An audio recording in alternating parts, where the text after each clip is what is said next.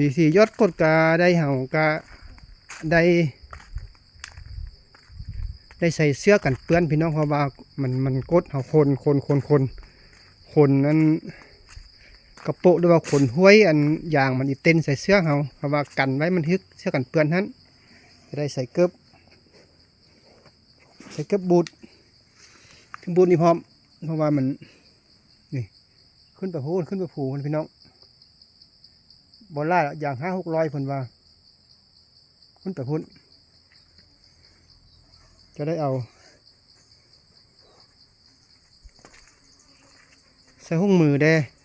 เพราะว่าเราจะได้จกเอาอัน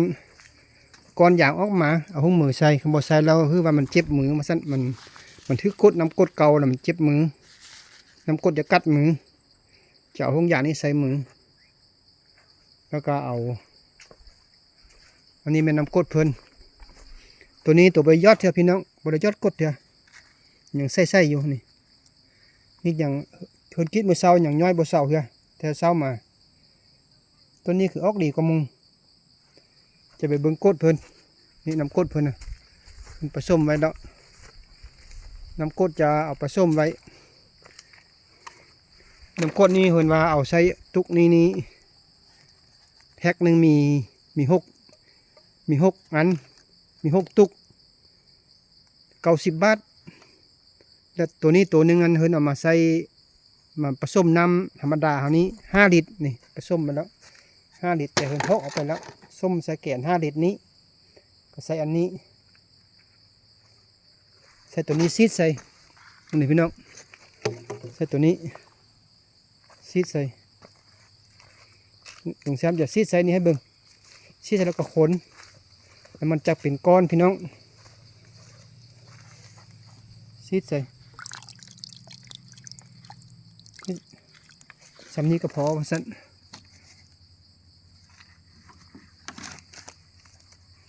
ทำไมมาคน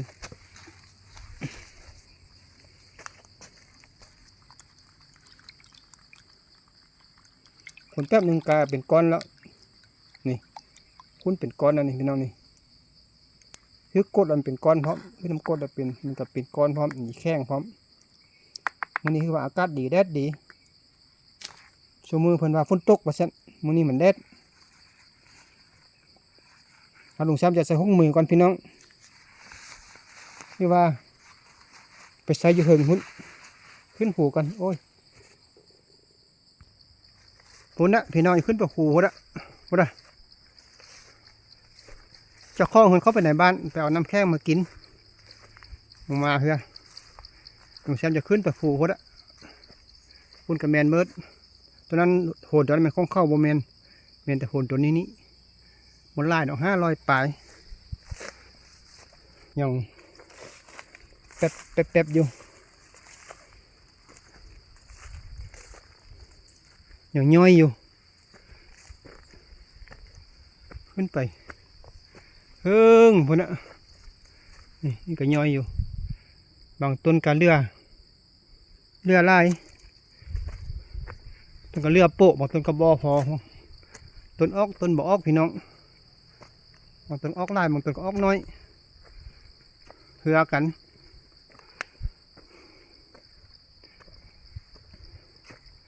เหิงอันนี้มันน้ำกดเอามาใส่ไว้เอามาไว้เป็นบอลไว้แล้วใหญ่อ้อมเอาไปใหญ่ไปคุณแล้วก็มาเติมเอาน้ำกดนี้อีก3-4 เดือนก็ลุงแซมก็ได้คิดอย่างลุงแซมอยู่บ้านแล้วมาเฮียนคิดอย่างบ่เคยจะเคลียแต่นี่อยู่คิดอย่างจังหวัดเลยนี่ตัวด้านตรงข้างล่างพูนไปพุ่น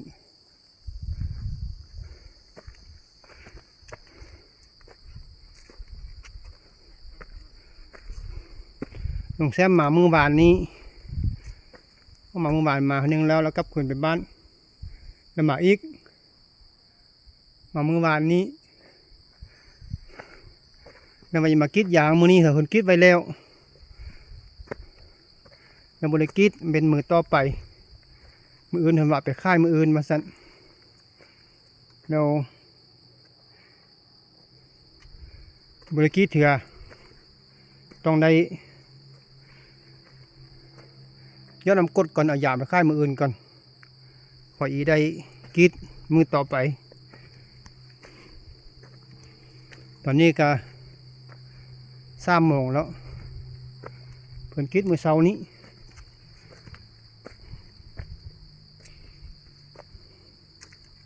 ขึ้นหูแห่เอาว่าพี่น้องเอ้ยนะขึ้นเพิ่งพุ่นน่ะนี่ห้องนาเพิ่นเฮียงเพิ่นอยู่ลุมพุ่น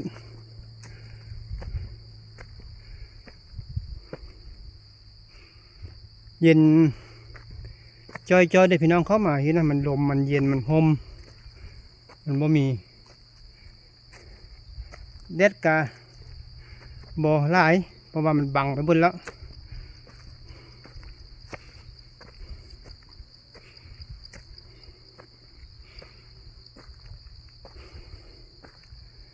มุนก็โน่นนั่นหุ่นเป็นของเพิ่นของเจ้าหนึ่งนี่แต่โน่นนี่โน่นจุ่มกลุ่มนี่มันของเพิ่นนี้บอลลงแซมมาเหียนกี่อย่างนี้อยู่มันอยู่ป่าผูเด้โอ้ยเมื่อยเพิ่นว่าแต่ละมื้อน่ะฝนตกทุกมื้อมื้อนี้ฝนบ่ตกคืนนี้ก็บ่ตกมื้อนี้ก็บ่ตกแดดดีโอกาสดีอันฝนตกก็อีหยังอยู่เพราะว่าขึ้นผูมันอีมื่นพลาดพลดไป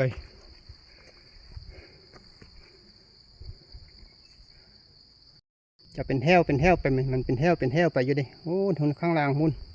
สันยอดเป็นแถวไปที่ยอดลงไปลุมพุ่นนี่จะยอดตัวนี้ก่อนพี่น้องเบิ่งก่อนคือว่าเหียนมาได้แล้วพุดใส่แล้วก็ขนบ่มีหูจับกองให้พี่น้องได้เห็ดมือเดียวขนอยู่นี่เห็ดไปจนหูเนี่ยจนฮอดไปข้างล่างพุ่นจนฮอดแล้วเนี่ย400-500 ต้นวันหนึ่งเพิ่นก็มาซอยกันยอดไปชนิดคนแล้วมันนี่คุ้นอะไรพี่น้องทำบิดมันเป็นน้ำนี่ทีนี้คุ้นแล้วนี่เป็นก้อนแล้วบึ๊บแป๊บเดียวฮอกให้แล้วก็วางมือก็เป็นก้อนพร้อม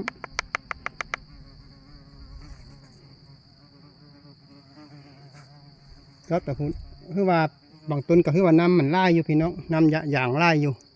เต็มเกือบเต็มโปะกลางโปะพุ่นไปพุ่นไปรวมพุ่นไปข้างนี้ก่อนข้างนี้แล้วก็ล้อมเรียบลงไปใต้ไปเป็นแถวรอไปใต้พุ่นนะลุมพุ่นนะ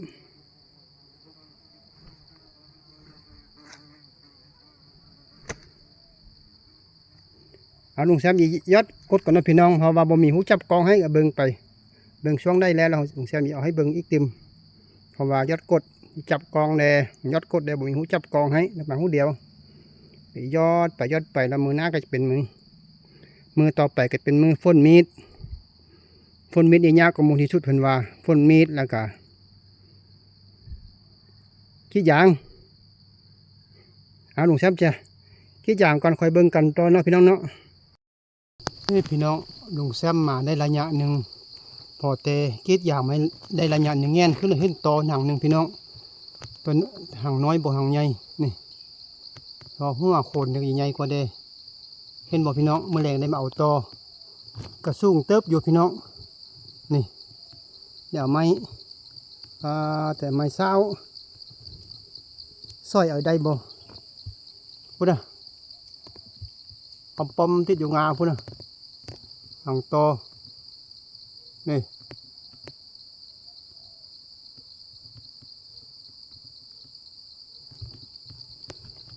หลังจากนี้ก็ฮอดบอลต่ออยู่นี่ก็ได้ครึ่งให้เลยพี่น้องนี่ได้ครึ่งให้อย่างตัวนี้ลงไปตัวนี้ขึ้นไปหนุ่มซ้ำเพชรมาแล้วนี่ลงไป อย่างมันก็ออกบ่ฮอกันพี่น้องบางต้นก็ออกบางต้นก็บ่ออกบางต้นเพิ่นก็กิดบางต้นเพิ่นก็บ่กิดเพราะว่าต้นได้บ่ออกเพิ่นก็บ่กิดลุงแซมคิดว่าต้นใหญ่ออกหลายต้นน้อยออกน้อยบ่แม่นพี่น้องต้นใหญ่บางต้นใหญ่บ่ออกซ้ำบ่มีหยางแต่บางต้นน้อยๆก็ออกหลายกว่าต้นใหญ่เต็มโป๊ะเต็มโป๊ะบางต้นใหญ่เนี่ยบ่เต็มโป๊ะซ้ำบางต้นมันก็บ่เสมอกันว่าเยอะอันใหญ่ๆได้ออกหลายก็บ่แม่นตัวนี้ตัวบักใหญ่ก็ได้หลายอยู่ได้ช่องโป๊ะอยู่เทียบกับต้นน้อยต้นน้อยๆแฮะบางต้นน้อยก็ได้นี่ต้นบักใหญ่นี่กับต้นใหญ่คือกันนี่บ่เต็มโป๊ะซ้ำเนื้อเดียวหนึ่งอันนี้มันขี้เก่ามันแดงขี้เก่าไล่มือแล้วพี่น้องเอามาคิดใส่กันเก่าแต่มือบานแดงคิดใส่กันนี่ได้เท่านี้เนี่ยนี่บนตัวนี้ใบไร3 มือ4 มือก็ได้ซ้ำนี้ตัวนี้คือว่าโอเคอยู่ได้อยู่ตัวนี้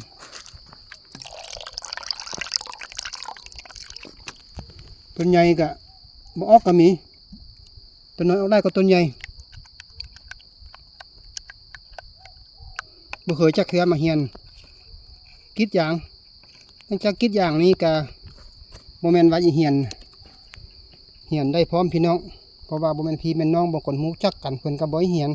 เพราะว่าเฮาบ่เป็นเนาะเฮาบ่เป็นเฮาบ่เคยมีแล้วเพิ่นก็สิไปเฮียนนำไผเพิ่นก็บ่ให้เฮียนเพราะว่ายานมีดไปกินแก่นยางเขากินฮอดแก่นไม้พุ่นก็เสียยางเข้าเสียหน้ายางนะคันแบบว่าเฮาบ่เป็นพี่เป็นน้องบ่รู้จักกันเพิ่นก็บ่ให้เฮียนดอกอันนี้เพิ่นว่าโอเคอยู่ก็เบิ่งเอาเพิ่นว่ากินได้ก็ย่ามันเพิ่นว่าอย่างนี้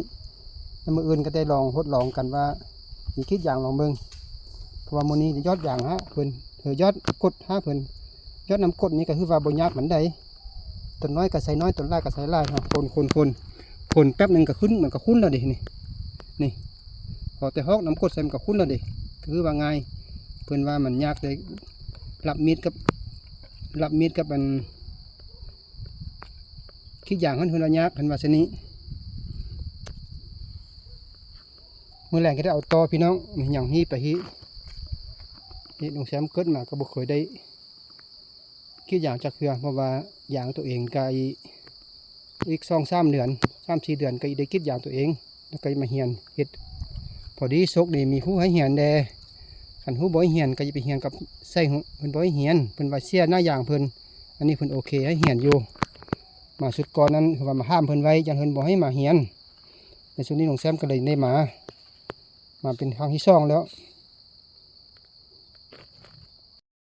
คล้องเพิ่นมาแล้วพี่น้องพี่รถยนต์มาแล้วนี่ต้นใหญ่พี่น้องต้นบักใหญ่ต้นบักใหญ่แล้วบ่มีน้ำนี่แล้วนี่แหละควายคนโปะนี่มันมีต้นใหญ่ต้นน้อยบางต้นก็ได้บางต้นก็บ่ได้พี่น้องไปพุ่นยังไปพุ่นต้นใหญ่อยู่คือว่าต้นไหนก็บ่ได้ไล่เทียบใส่กับต้นน้อยก็บ่ได้ไล่ดอกพี่น้องต้นนี้เด้ต้นบักใหญ่ในพุ่งสูงแต่บ่ได้น้ำโอ้ใกล้จะเสร็จแล้วพี่น้องลุงแซมเฮ็ดมายอดมาโคตรมาเฮ็ดในฮอด2 ชั่วโมงจะคล้องเพิ่นมาพอดีนี่เฮ็ดผ้าเพิ่นพอเฮ็ดได้อยู่ยอดกดน่ะว่าบ่เฮายากกันได้ตัวนี้ตัวน้อยเนี่ย3 โป๊ะ4 โป๊ะถือว่าตัวนี้มันอย่างหลายตัวน้อยนึงนี่เป็นต้นใหญ่แต่นี้เต็มแห้วนี่ก็น่าจะแล้วเพิ่นแต่เหิงหุ่นพี่น้องเพิ่นเหิงพุ่นนะครับภาพตอนแรงค่ำลุงแซมเฮ็ดมาก็บ่ฮอด2 ชั่วโมงดีก็จะแล้วเฮ็ดกดมื้ออื่นก็เพิ่นจะเก็บไปค่ายว่าซั่นสิมาเก็บซอยเพิ่นมันจะได้เขาได้ก็ค่อยเบิ่งกันมื้ออื่นเนาะพี่น้องเนาะมันอย่างนี้ว่า500 ปลายต้นมันจะได้เขาได้เงินเพิ่นมันจะได้น้ำหนักเขาได้อย่างก็ว่าบ่ออกดีปานใดมาออกแต่ต้นออกเพิ่นบ่ออกก็บ่ออกมันจะได้จักโหลมื้ออื่นเบิ่งกันอันนี้มันนาเพิ่นคักดูพี่น้องเบิ่งครับบรรยากาศข้างไห้ข้างนานี่นำห้วยไร่ใส่นาได้จ้อยๆพี่น้อง บายดีเอาคลิปนี้ก็จบคลิปตอนนี้ก็น้องพี่น้องมืออื่นต่อกันไหมคลิปไหมอื่นเอาไปค่ายบางอย่างนะยึดได้เขาได้มือนี้เขาจบคลิปแค่เพียงสำนี้ก่อนมืออื่นก็พอการคลิปไหมคลิปไปเอาอย่างไปค่ายมืออื่นคลิปนี้ก็เขาจบสำนี้ก่อนแล้วก็ต่อไปก็จะได้เหียนคิดยางจะเหียนรับมีดคิดยางไปเบิ่งกันตอนต่อไปเนาะเอาคลิปนี้ก็สำนี้ก่อนท้ายนี้หนุ่มแซมข้อเก่าคำว่า